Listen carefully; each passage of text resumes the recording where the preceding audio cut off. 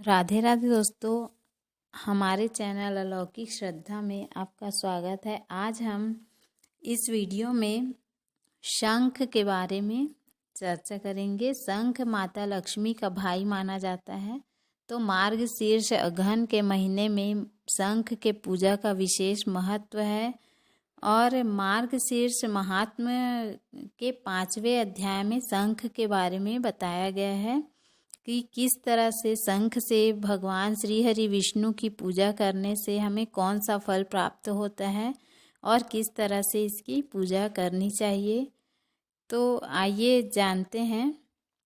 एक बार ब्रह्मा जी ने श्री हरि विष्णु जी से पूछा कि अजय, मुझे बताओ कि हरि को पंचामृत से स्नान कराने से क्या फल मिलता है और शंख जल से स्नान करने से क्या फल मिलता है। श्री भगवान ने कहा, यदि लोग मुझे सिर पर दूध डालकर स्नान कराते हैं तो यह घोषणा की जाती है कि प्रत्येक बूंद के लिए 100 अश्व यज्ञ का पुण्य प्राप्त होता है। यदि स्नान दही से किया जाए तो दूध से स्नान करने का फल 10 गुना होता है। घी के साथ इसका 10 गुना है। शहद के साथ यह अभी भी 10 गुना है। यदि स्नान चीनी से किया जाए तो फल और भी अच्छा होता है। मंत्रोच्चार के साथ सुगंधित पुष्पों से मिश्रित जल को सभी से श्रेष्ठ बताया गया है। हे देवों में व्याघ्र 12वें और 15वें दिन मुझे गाय के दूध से स्नान कराना महान पापों का नाश करने वाला होता है। जिस प्रकार से दूध से दही आदि पदार्थ उत्पन्न होते हैं, उसी प्रकार मुझे दूध से स्नान कराने से मेरी से सभी इच्छाएं पूर्ण हो जाती हैं। मुझे दूध से स्नान कराने से सौभाग्य और समृद्धि प्राप्त होती है। दही के माध्यम से मीठा भोजन जो मुझे घी से स्नान कराएगा वह मेरे लोक वैकुंठ में जाएगा।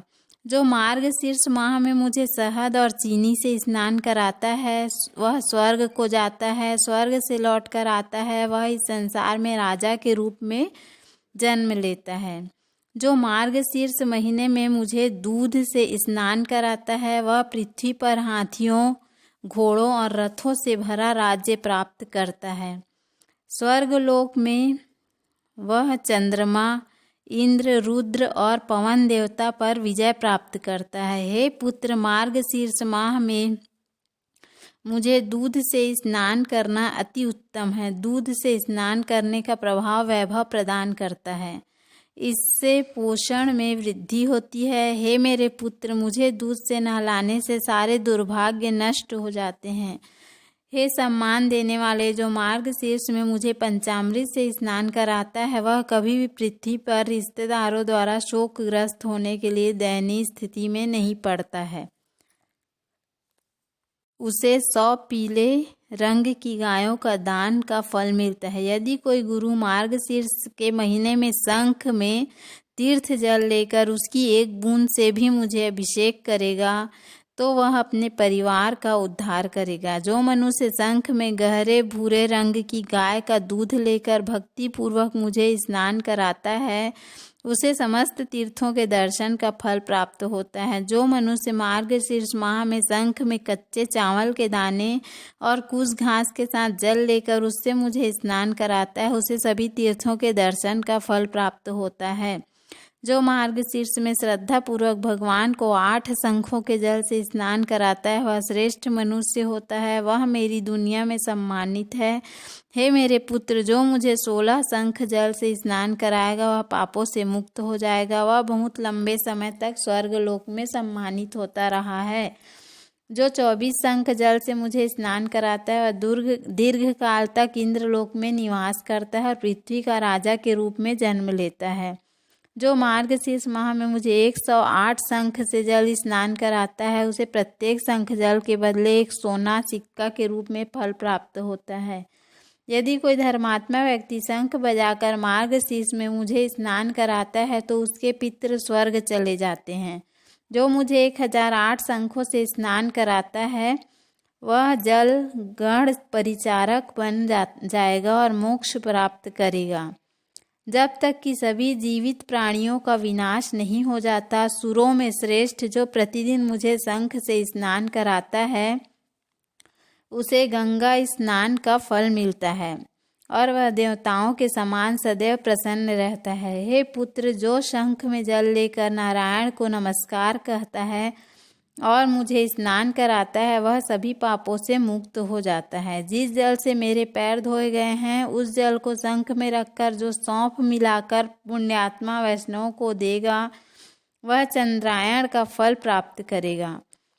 जल चाहे नदी से लिया गया हो, झील से या कुएं या तालाब आदि से, यदि उसे शंख में रखा जाए, वह गंगा जल बन जाता है। जो वैष्णव मेरे पदम्बु, जिस जल से विष्णु के पैर धोए जाते हैं, उसको शंख में रखता है और उसे सदैव अपने सिर पर रखता है, वह ऋषि है और तप करने वालों में सबसे उत्कृष्ट है, अर्थात तपस्या करता है।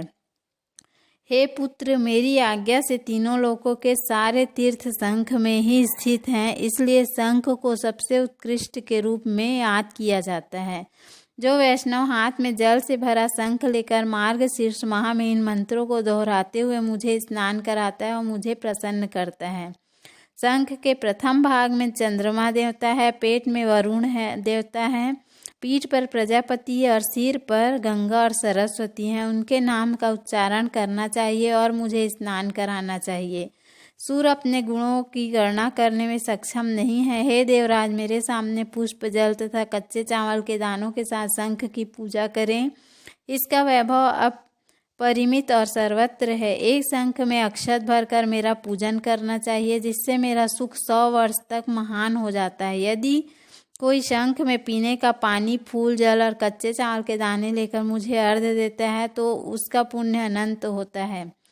यदि कोई मनुष्य स्वयं शंख पर अर्घ्य लेकर परिक्रमा करता है, तो उसे 7 महाद्वीपों वाली पृथ्वी की परिक्रमा करने के समान पुण्य होता है।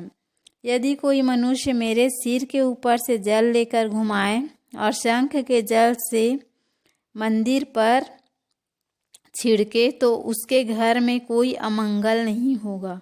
यदि पादोदक शंख में लेकर सिर पर लगाया जाए, तो उसे न तो चिंता, न थकावट और न ही नरक का भय सताएगा। सिर पर शंख जल देखने से भूत राक्षस, कुष्मांड राक्षस, भूत, सर्प और दानव 10 दिशाओं में मस्ती करने लगते हैं। जो मनुष्य भक्ति पूर्वक वाद्य यंत्रों की ध्वनि और मंगल गीतों के ऊंचे स्वरों के साथ मुझे स्नान कराता है, वह जीवित रहते हुए ही मुक्त हो जाएगा।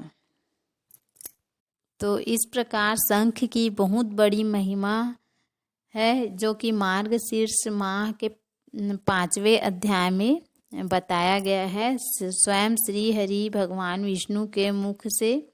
तो आप इस महीने में जितने भी शेष दिन बचे हैं, उसमें इस तरह से पूजा करके आप इसका फल प्राप्त कर सकते हैं। तो उम्मीद है आपको हमारा वीडियो पसंद आया होगा। यदि हमारा वीडियो पसंद आया तो वीडियो को लाइक करें, चैनल को सब्सक्राइब करें। धन्यवाद। राधे राधे।